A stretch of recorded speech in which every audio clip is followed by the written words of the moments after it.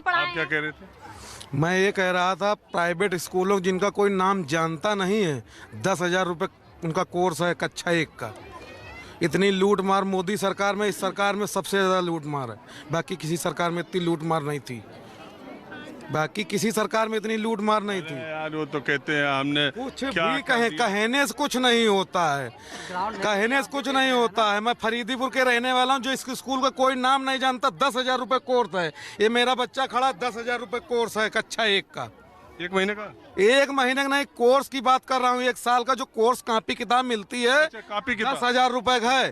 500 रुपये कॉपी पे लिखे तो 500 आपको देना है, उसमें कोई डिस्काउंट नहीं। सब लूट मार है, कोई नहीं पढ़ा पा रहा। जो सरकारी स्कूल हैं, जमीन में जानवर बैठते हैं, उसी में बच्चे बैठते हैं, कोई नहीं दिखाता है। स्कूल के टीचर आते हैं, वो अपना स्वेटर लेकर के आते हैं, घर का काम स्कूलों में करते हैं। और अगर हमारे स्वेटर मास्टराइन लाएंगे कि मास्टर लाएंगे?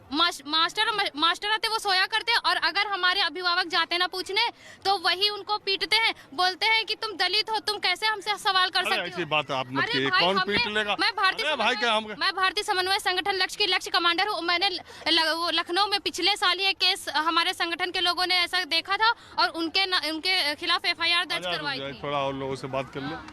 बताइए आप कहाँ से हैं? हम सीतापुर से हैं।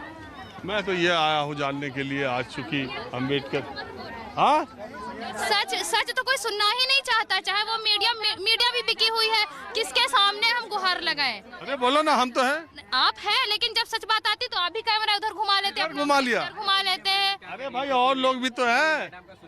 नहीं, और लोगों से पूछिए, आप और लोगों से पूछिए, हम नहीं कह रहे, सिर्फ हमसे नहीं, पूछिए। देखिए आप ऐसा बिल्कुल मत समझिए। मुझे लगा आपकी बात खत्म हो गई तो कुछ और लोगों से बात करो। आप बात करिए, लेकिन आप ये मत कहिए कि आप मोदी सरकार के जो है उस उपलक्ष्य में उनका जो है आप बखान करे जा रहे हो। लेकिन हमारे बहुजन समाज पे क्या बीत रही है, आप उनके बारे में तो सोचिए।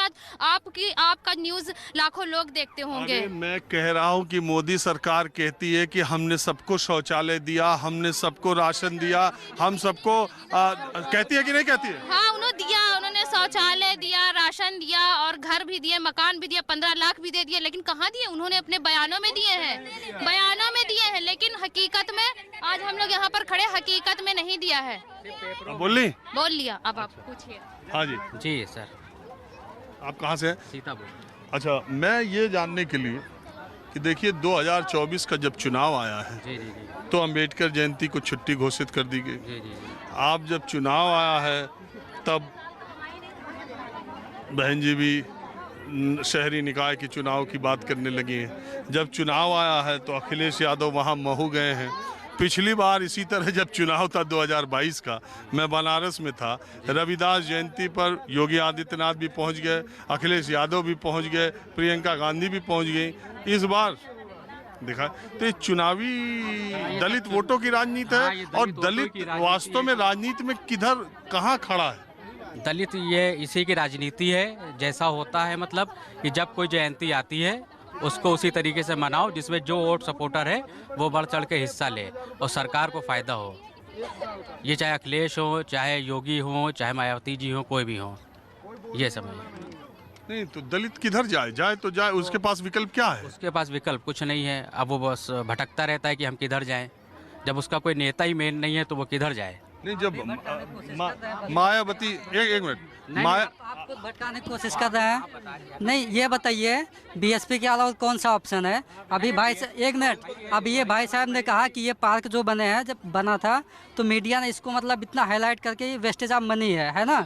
अभी आज ये पार्क बन गया, इतने लाखों के लोग आए हैं, हमारा क्या ऑप्शन, कौन सी जगह है जहाँ पे हम एकत्रित होकर अपने समाज के त्यौहार सेलिब्रेट कर सके? ये बताइए। ये बहन जी का योगदान नहीं। आज आप यहाँ खड़े हैं, ये 100 CR के प्रोजेक्ट में इतना मीडिया चिल्ला रही थी और स्टैचू ऑफ यूनिटी 3000 में CR में इन्वेस्टमेंट हुआ है। बताइए वहाँ पे क्या किसी भी मीडिया ने सवाल नहीं उठाया कि पत्थरों पे पैसा खर्च किए गए हैं? और यही बहन जी ने कराया था, पूरे लखनऊ का सुंदरीकरण कराया, इतने पार्क बनवा दिए जहाँ पे हम लोग आज इकट्ठा हो सकते हैं, अपने समाज की बात कर सकते हैं, अपने समाज के त्यौहार को हम एक अच्छे तरीके से सेलिब्रेट कर सकते हैं। तो अभी आप कह रहे हैं कि सारी पार्टियाँ एक जैसे क्यों कर रही हैं? इसमें बहन जी का कोई योगदान नहीं है? योगदान ही है। ये बताइए बहन जी के अलावा और कौन है जो समाज के त्योहारों को सेलिब्रेट करता है, ये बताइए मुझे। जैसे अभी आपने कह दिया, नहीं नहीं, एक बात सुनो, आपने कह दिया, उनको अपनी बात करें। कैमरे में समझ में नहीं आता है क्या बोले। हाँ, ये होता है ना। अब बहन, हमने तो पहले कहा था बहन जी की ये देन है, क्योंकि बहन जी की वजह से ये सब बना। अम्बेडकर पार्क में जो फंक्शन, है कि हाँ वो जब इलेक्शन आएगा तो रैलियां करेंगे आकर के। अभी ये इलेक्शन होता ना तो मोदी जी आ गए होते यहाँ रैली करने। इलेक्शन नहीं है, लेकिन बहन जी हमेशा ट्वीट करेंगे, लोगों को अवेयरनेस करेंगे, है ना। मैम जी, बहन जी भी तो ट्विटर पे रह गई यार। ट्विटर पे रह के क्यों? ये पार्क उन्होंने इतना अच्छा स्थान दे पार्क दिया। जब बना है तो बना है। आज की राजनीति में तो आपको लगता नहीं जिस तरह की सक्रियता उनको होनी चाहिए वो नहीं है, या जिस तरह का जनाधार। एक मिनट, उन्होंने एक प्लेटफॉर्म बना दिया ना, वो खुद अकेले नेता नहीं बनना चाहती, उन्होंने एक प्लेटफॉर्म बना दिया कि यहाँ पे हमारे समाज के लोग हैं, हर कोई नेता बने। एक बात हर सुनो, कोई अपने विचार आप रखे। मेरी यहाँ बात पे। सुनो। 2022 के विधानसभा चुनाव के जब नतीजे आए तो इस देश का राजनीति का अच्छे से अच्छा प्रकांड पंडित इस बात की भविष्यवाणी नहीं कर सकता था कि जिस पार्टी की नेता 4 बार यहाँ विधानसभा में नेता रही, सीएम रही, 4 बार मुख्यमंत्री रही, 1 बार पूर्ण बहुमत से रही, उनकी एक सीट आएगी, वो भी पार्टी की सीट नहीं है, एक तरह से उस उम्मीदवार की सीट है। आपको लगता नहीं है कि उसमें चुनावी राजनीति में वो कमजोर होती जा रही है? चुनाव राजनीति ना ये करोट लेता रहता है। इससे पहले बताइए बीजेपी की क्या कंडीशन थी यूपी में, 10 साल पहले क्या कंडीशन थी आप बताइए। कोई कह रहा था बीजेपी पूर्ण बहुमत से आ जाएगी। सबसे पहले जो है पूर्ण बहुमत की सरकार बहन जी ने बनाया यूपी में, कोई कह रहा था। उसके बाद फिर अखिलेश यादव बनाए, फिर मुख्यमंत्री योगी आदित्यनाथ बनाए। तो आपको लग रहा है ये पलटेगा, ये फिर से वक्त आएगा? आपको लगता है? आएगा, बिल्कुल आएगा। ये जन सैलाब आप देख लीजिए। और वो मायावती लाएंगे या दूसरी वो पार्टी? वही लाएंगे। वो मैं कह रहा हूँ ना, वो अकेले नेता नहीं, वो अपने समाज के हर व्यक्ति को चाहती नेता बने। हर कोई यहाँ पे कोई भाड़े का नहीं आया हुआ है ना। कोई भाड़े का नहीं है, हर कोई अपने पैसे से आया, अपनी खुशी से आया है। अब मैं देखिए, अब मैं आपको दूसरी तरफ का माहौल दिखाता हूँ।